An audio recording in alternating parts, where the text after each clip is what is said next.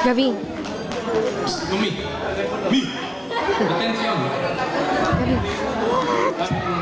This song is it's about mistakes. Mistakes I made.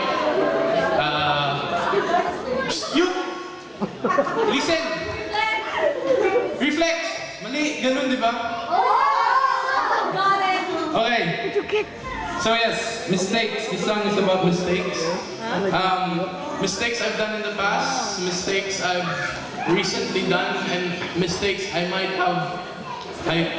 do in the future. Yeah. So recently I'm just gonna say this because if I say this now, I won't get in trouble. I failed my art You're in the test. way, Gab. Yes. No, but I hope this song makes up for it. I apologize for my mom's Irish friends if they're still here. This song is in Tagalog. So yes, it's Sorry Na by Parokya ni Edgar.